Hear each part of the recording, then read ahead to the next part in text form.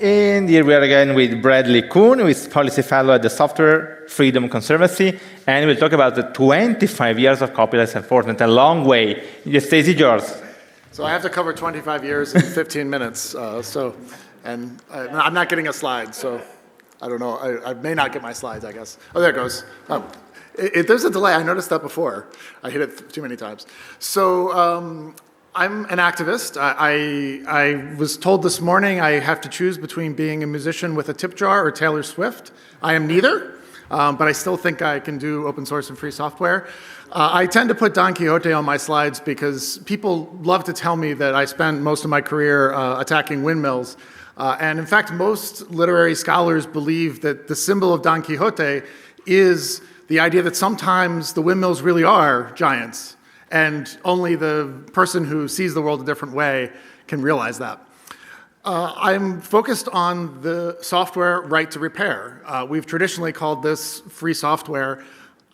I've begun calling it the software right to repair because, particularly in the US, there is a growing right to repair movement, and people are beginning to understand that if your device is mostly software, to repair that device, you have to be able to modify and reinstall the software. The same exact thing we've been saying in free software since the 1980s, but this is another framing of it that helps understand why copyleft and GPL are so important. I've been spending a lot of my career trying to make sure that the GPL actually works. I assumed, like most of you probably did when you heard about it, that it has some sort of automatic mechanism by which the software gets liberated if you put the GPL on it. I'm sad to report that that is not the case. Initially, things went pretty well. The first GPL enforcement action of a note that I worked on was against Linksys. They released the first Linux-based router in 2003, and we, as a coalition with Howard Velta, a few other people, Eric Anderson from the BusyBox project, were able to get Linksys to comply with the GPL, release the software, and allow users to reinstall it, and that became the founding of the OpenWRT project. And to this day, the fact that this happened the right way meant that in the router market, we find the best compliance with the GPL. We find the most rights for users to reinstall and modify the software on their devices. Outside of the router market, things are pretty bad. One of the things I think we did wrong as a community was there was quite an obsession, particularly in the Linux community, to convince hardware vendors to support Linux. And I can't go into all the details of every compromise that was made, but compromise after compromise was made with hardware vendors just to beg them to support Linux. And I think we gave up too much, and we forgot the fundamental principle of copyleft and the GPL is that you sometimes have to give up popularity and mass adoption to make sure that there's software freedom. iOS, Lucas was just talking about, is based on BSD, non-copylefted software, and it's very proprietary. So we have to be willing to have a company like Apple just refuse to use Linux so that it's free software, so that we have the right to modify and reinstall the software. Ultimately, if you release something under the GPL and it's out in the world and nobody bothers to make sure that the GPL is doing what it says, you might as well have just released it under the BSD license, because the companies that adopt it will simply make it proprietary. And as it stands today, I am sad to report that nearly every Linux-based device on the market is not in compliance with the GPL. You do not have the right to get the corresponding source code for the device you have, recompile it, and reinstall it on the device. It's a travesty in a lot of ways that this has occurred, and a disaster, but in some ways we let it happen by not prioritizing fighting these companies when they refuse to do what they were supposed to do. It's not easy to enforce the GPL, unfortunately. A lot of people think it's almost automatic, but it's not a law. It's not an international treaty. It's not a commandment. It is just an agreement. It's an agreement made between the people who wrote the software, the people that incorporate the software into the product, and then the users who receive the product. So if you go to enforce the GPL, you have to enforce it as an agreement between all these parties. That's really the only way that you can get it done. And by design, there is not what we call in the US an attorney's fees clause in the GPL. There is not a requirement that when someone fails to comply with the GPL, they have to fund on the back end the cost of the enforcement. Now, I've thought a lot about this, and I still think it was the right decision not to put that into the license, but it does make it much harder to enforce the GPL when the companies that refuse to comply with the GPL have so much more resources than we do as a community. I think there was an assumption in the design of Copyleft, in fact, I know it because I spent a lot of time with its author, that ultimately people would do the right thing. The fact of the matter is, companies usually don't do the right thing unless they're forced to by some other system, some forcing function. And this is what led Harold Welter to continue his lawsuits in Germany. And we in the US did the BusyBox lawsuits from Software Freedom Conservancy. And these made a huge impact. During the years when Harold was enforcing in Germany and getting decisions in Germany that were positive for the GPL, and we were getting wins in the BusyBox lawsuit, compliance with the GPL, the right to software repair, was much better on Linux-based devices. However, even in some of the companies that we were in the lawsuit over BusyBox with, literally a week after one of them settled with us and said they were going to comply going forward, came into compliance on the old device, gave us the source code, it worked, and then they were starting their next device. They planned it to not be compliant with the GPL, and their attitude was, well, you'll just have to sue us again if you want the source code for this new product. So I've come to the conclusion that the only answer we have is constant vigilance and going to the courts. In a precedent-based system like the US, we call this making new law. It's very similar to what Lucas was talking about of needing to intervene in the case between Apple and the European Commission so that someone is there to speak up for free software. That's the same thing we're doing in GPL enforcement. We're speaking up for the users of the software who are disenfranchised from their right to recompile and reinstall the software because the companies have simply refused to do the obvious things that the license says. This is an expensive undertaking, but I think it is really the only option we have at this point because 20 years of talking nicely to these companies just got them to figure us out and continue to do what they wanted to do. They were watching us so carefully and saying, oh yeah, we'll do the right thing, we'll do the right thing. But in the end, they were just sizing us up and making the decision to make Linux effectively into a proprietary product. I think too often, the reason we made that mistake was because we were so focused on what the rights of the original developer were. We were focused on who was the copyright holder and who wrote the software and what did they want. The fact of the matter is, and it's right there in the preamble of the GPL is not designed for the author. It's a tool used by the author of the software to give rights to their users, to give rights to people they haven't even met who might later get a copy of the software and want to improve and modify and reinstall it.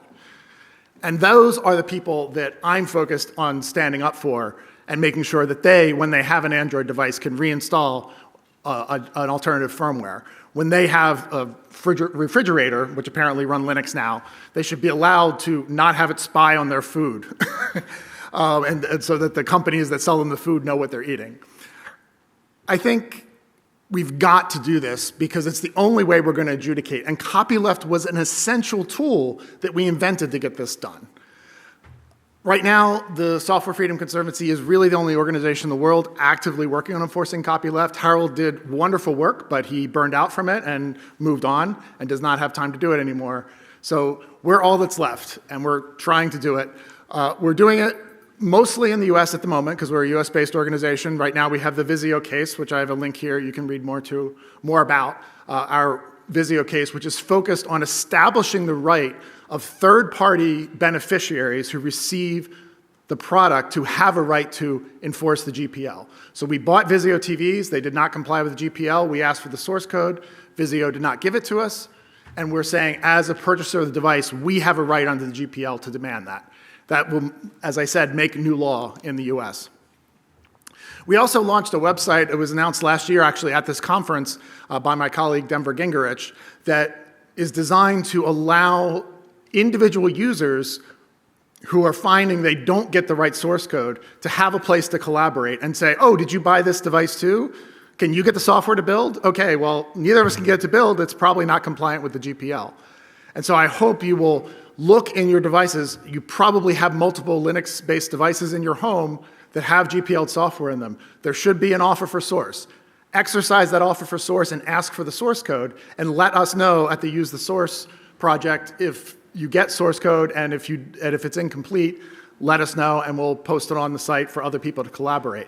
And in fact, now you can just take a photo of the offer and upload it on Use the Source if you don't have time to exercise it yourself, and we'll take care of that for you.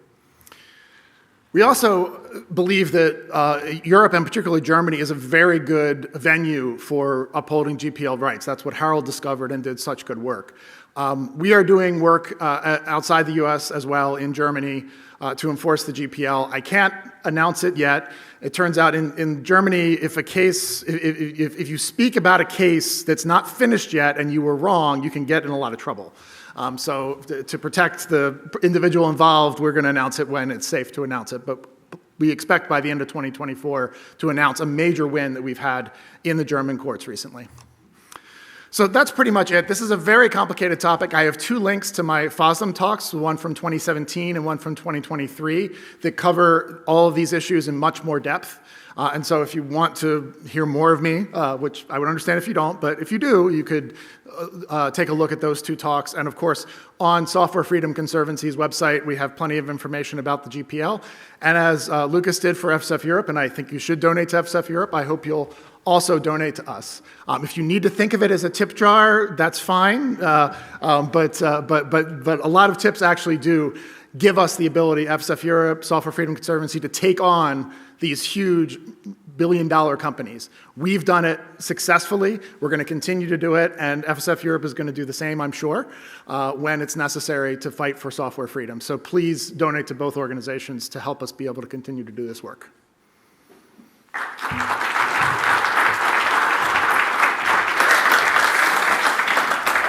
Thank you, Bradley. Thank you for your presentation. We have time for questions, so I don't know if someone from here we are. So wait for the mic to come.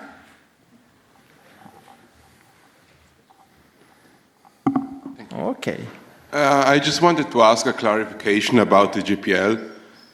Since I've been reading about the history of the GPL, you talked about the GPL gives you the right to get the source code, modify it, and then install a modified version of it. Linux is GPL v2. Wasn't the big difference about the v2 and the v3 that the v3 gives you the right to install a modified version on the device and the v2 didn't have that?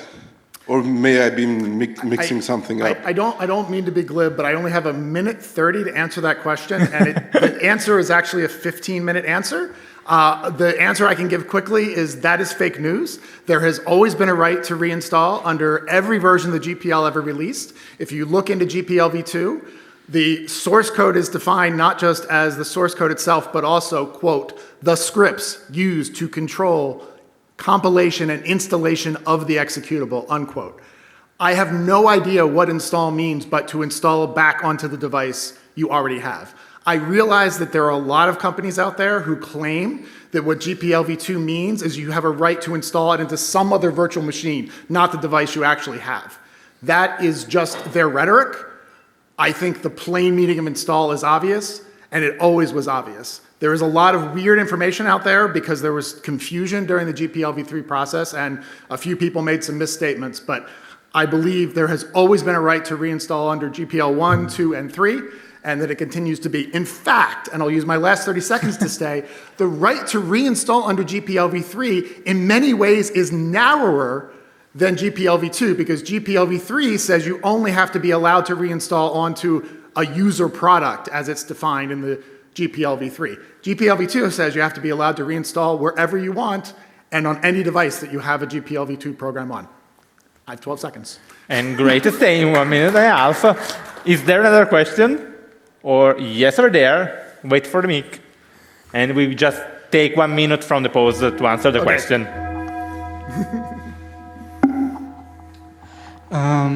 I note that if you, for example, want to contribute to a project of the Free Software Foundation, you always need to give a copyright assignment to them. And my question is, why is there the need for that? Shouldn't the users have also the right to request the source code? Why do we always need the author of it? Historically, we all thought incorrectly that copyright was the primary mechanism of enforcing the GPL. That was never really the case. There was always plenty of other mechanisms, including the one you mentioned. And that's exactly why we designed the Visio case as we did. We filed a lawsuit not as a copyright holder, but as a third-party beneficiary who owns the device itself. We, in fact, hold many copyrights at the Software Freedom Conservancy of software that's in the Visio devices, but we did not file the lawsuit that way. Now, I do think it is a good idea to assign copyrights to an organization you trust, be it the FSF, FSF Europe, Software Freedom Conservancy, we accept copyright assignments too, because that mechanism of enforcement is an important one, it's just not the only one.